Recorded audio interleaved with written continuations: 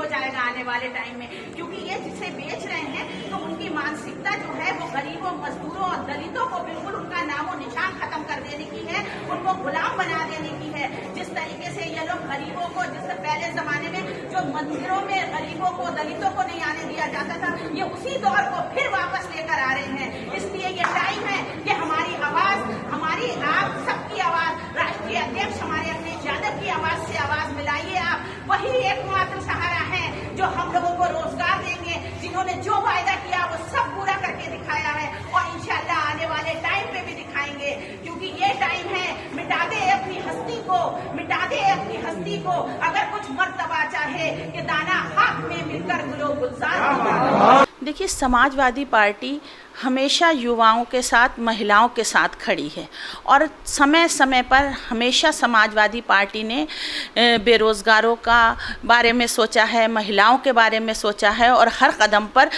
मजबूरों का साथ दिया है।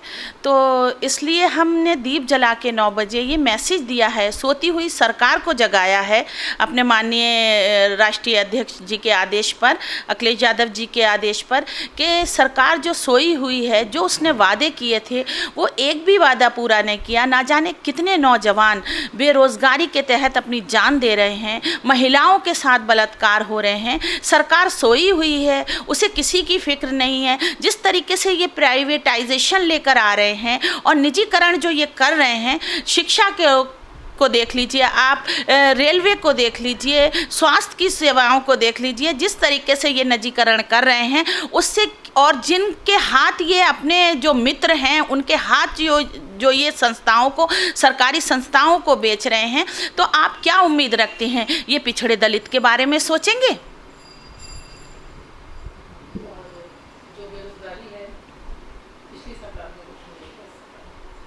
देखिए, अभी का आप आंकड़ा उठा के देख लीजिए कि हर दिन, अगर आप आंकड़ों के हिसाब से देखें तो हर महीने 30 नौजवान बेरोज़गारी के तहत अपनी जान दे रहे हैं। हर महीने किसान अपने बेरोज़गारी के तहत जान दे रहा है।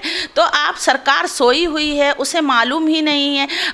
नौजवानों से जो इन्होंने वायदे किए थे कि हम इतनी नौकरियां देंगे, आप बताइए कोई वायदा इनका पूरा है?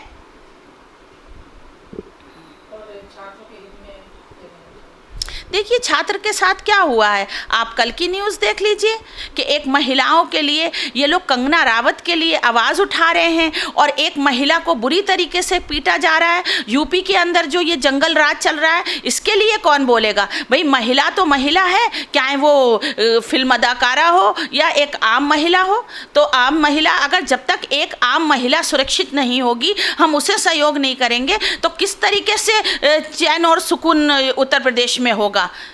जिस तरीके से योगी जी जो ठोको नीति लेकर चल रहे हैं, उस हिसाब से महिलाओं के साथ बहुत बुरा हो रहा है। महिलाएं परेशान हैं, छात्र परेशान हैं, किसान परेशान हैं। अखिलेश सरकार ने जितने काम किए वो बेमिसाल काम थे। आज तक आपने देखा होगा आगरा एक्सप्रेसवे जो अखिलेश जी ने इतने कम समय में बनाकर तैयार किया, वो एक मिसाल है उत्तर प्रदेश सरकार के आगे, क्योंकि ऐसा काम उत्तर प्रदेश की सरकार करना तो बहुत बड़ी बात है, नामुमकिन है उनके लिए इस काम को करना जो अखिलेश जी ने करके दिखाया। जिस तरीके से 10-90 है, बच्चों को लैपटॉप दिए गए, पुलिसकर्मियों को गाड़ियां दी गई, 300 बेड का यहीं बरेली में हॉस्पिटल बनाया गया, तो ये सब अखिलेश जी की उपलब्धियां हैं। और क्योंकि वो विकास पुरुष के नाम से जाने जाते हैं और जितना विकास उन्होंने उत्तर प्रदेश का किया है, मेरे ख्याल में किसी सरकार ने नहीं किया। मैं तबस्सुम खान जनता से अपील करना चाहती हूँ कि वे अपने वोट का सही इस्तेमाल करें और विकास पुरुष को उत्तर प्रदेश में लेकर आएं, जिससे कि उत्तर प्रदेश का विकास हो सके। अंधेरा मांगने आया था रोशनी की भीख, मैं जो घर अपना ना जलाता तो और क्या करता। वो झूठ भी बोल रहा था इतने सलीके से, मैं एतबार ना करता तो और क्या करता। जब युवाओं का, बेरोज़गारों का, नौजवानों का और गरीबों का, मजलूमों का जब एतबार टूटता है तो दिल जलता है। और उस दिल की जो रोशनी को कल माननीय अखिलेश यादव जी के आह्वान पर समाजवादी लोगों के साथ हिंदुस्तान और उत्तर प्रदेश की जनता ने ये दिखा दिया कि ये देखिए इसी तरीके से हमारा दिल जल रहा है। अब आपके झूठे जुमले देखकर, झूठे जुमले सुनकर, दरअसल वो दीप नहीं जले थे, वो मोमबत्तियां नहीं जली थी, वो चिता थी उन वादों की जो वादे योगी जी ने और मोदी जी ने उत्तर प्रदेश और देश की जनता से किए थे, और उस चिता की रोशनी में उनको झकझोरने का काम किया कल उत्तर प्रदेश की जनता ने। रोजगार के नाम पर तो लगातार युवाओं को ठगा जा रहा है, लगातार उनको झूठे सपने दिखाए जा रहे हैं। पहले कहा जाता है कि हम 2 करोड़ रोजगार देंगे और फिर उनको सुनाया क्या जाता है, मन की बात। पहले कहा जाता है कि नोटबंदी से हम बेरोजगारी को दूर कर देंगे और पूरी दुनिया का काला धन हमारे देश में आएगा और हिंदुस्तान और उत्तर प्रदेश का युवा जो है वो रोजगार उसके पास आएंगे। और फिर क्या कहते हैं कि लॉकडाउन करके देश को और इस तरीके से सारे उद्योग जो छोटे छोटे उद्योग थे उनको इस तरीके से नेस्त नाबूद करने की साजिश की गई कि उत्तर प्रदेश और हिंदुस्तान के युवाओं को आखिर में क्या दिया कि पकोड़े तलो। कहते कुछ हैं, दिखाते सपने सोने के हैं और हाथ में देते हैं पकौड़ा। इसलिए कल हिंदुस्तान का एक एक युवा, उत्तर प्रदेश का एक एक युवा मोमबत्ती लेकर सड़कों पर उतरा हुआ था, अपने घरों पर मोमबत्ती से दिखा रहा था कि जाग जाओ, वरना इस रोशनी जो तुमने अंधेरा फैलाया है अब इसमें समाजवाद की रोशनी फैलने ही वाली है।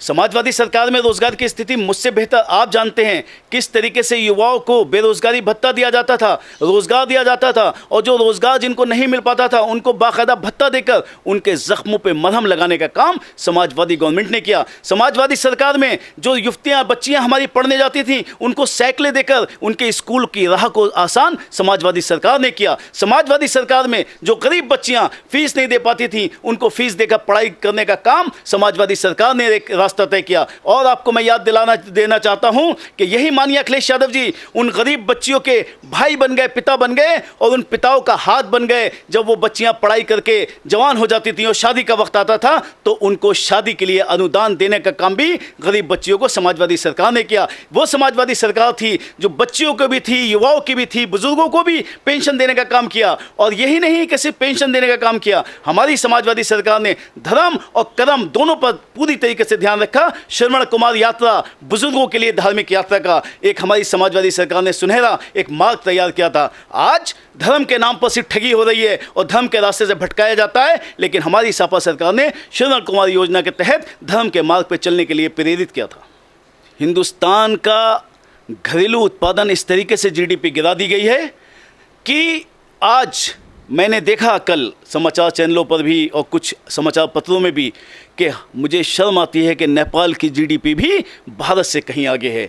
वो भारत जो एक वक्त में दुनिया के ऊपर ये हमें लगता था कि अब हमारा वक्त आने वाला है और भारतीयों का वक्त आने वाला है, आज वो भारत बहुत पीछे चलता चला जा रहा है। मेरा एक ये संदेश है कि धर्म की अफीम के नशे से जनता को हट जाना चाहिए और विकास पे मार्ग पर साइकिल पर बैठकर विकास के मार्ग के लिए अग्रसर हो जाना चाहिए। हिंदुस्तान जिंदाबाद, समाजवाद जिंदाबाद।